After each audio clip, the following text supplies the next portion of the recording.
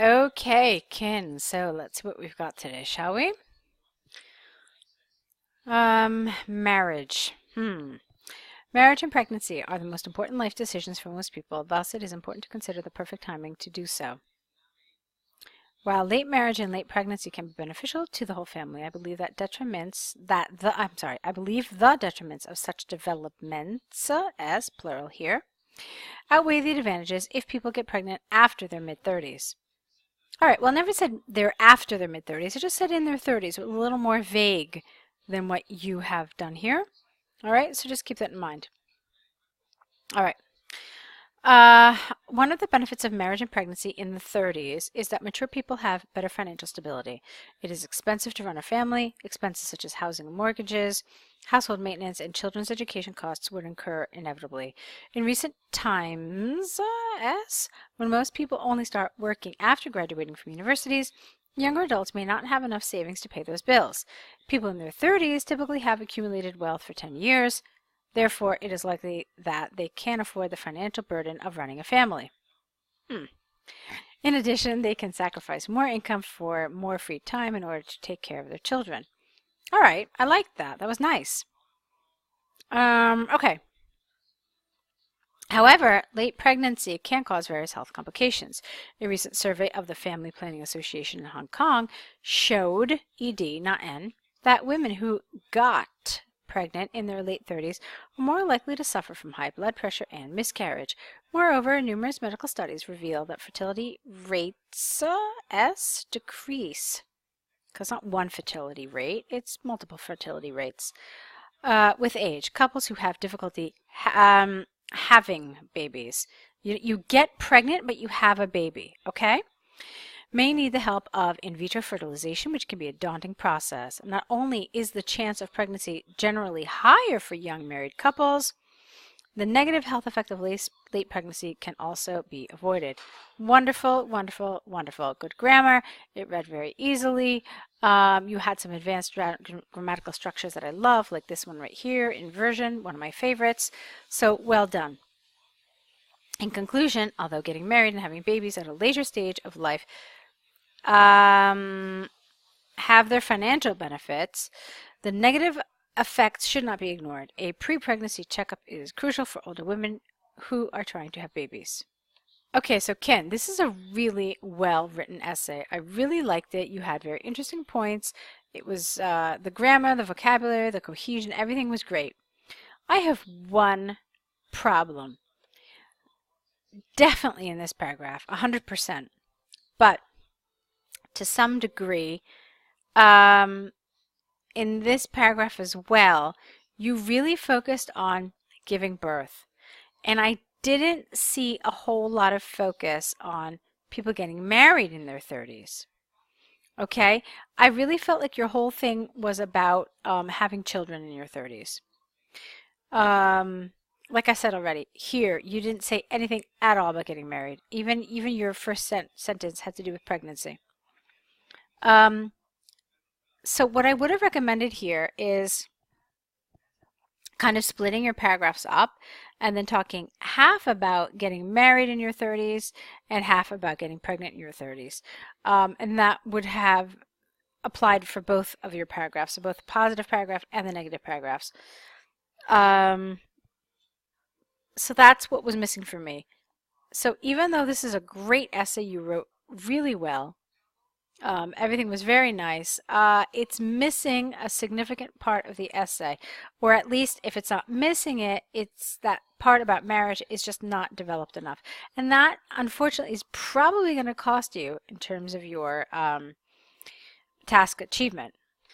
So to show you what I mean, here's the band descriptors for task 2.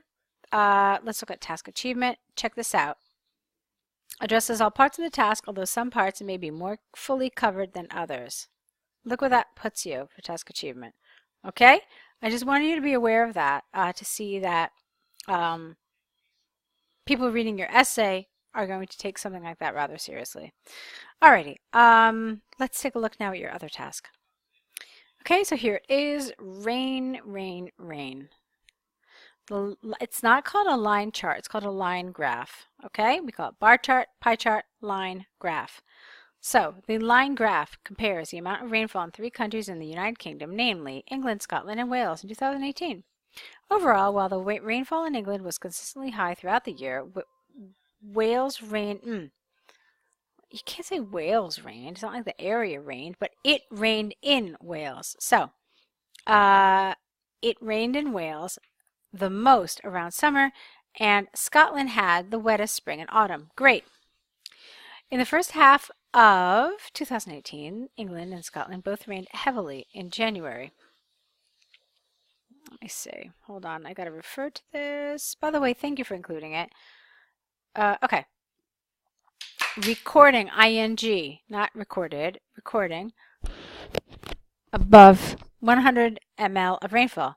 On the other hand, Wales had a drier start of the year with about 50 ml rainfall in January.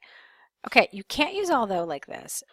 If you want a word of contrast that doesn't require a clause, and the best one for you here is however. Okay?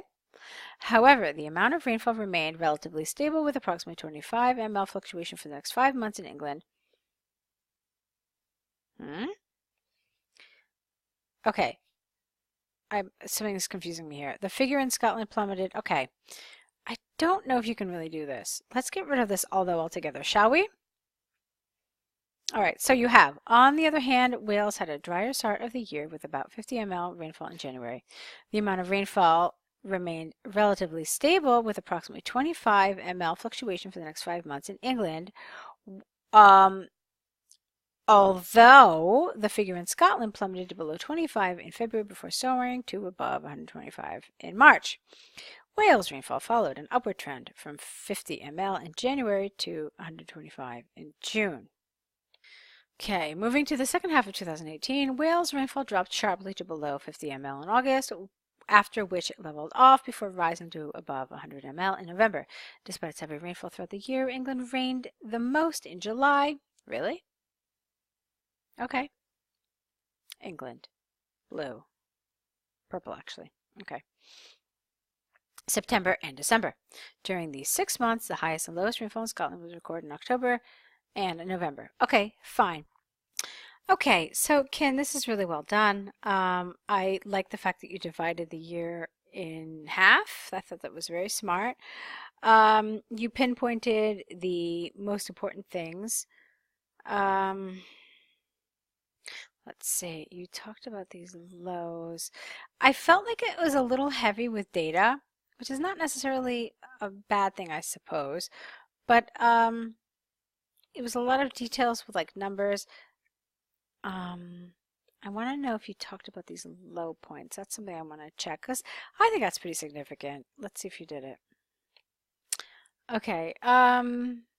You mentioned Scotland's low point. You didn't mention this. Obviously, you can't mention 36 pieces of information, and there's tons of fluctuation here, so I understand that. I think that if anything, I would have just liked a little more illustration about just some of these highs and lows. But it's a good answer. I think I'm just really analyzing details quite a bit. Okay, it's a nice set of essays. Both of them were well done, so congratulations. So go ahead now and correct the errors. Send us back your error correction list and of course write another set, okay? Looking forward to seeing what you write next. Good luck.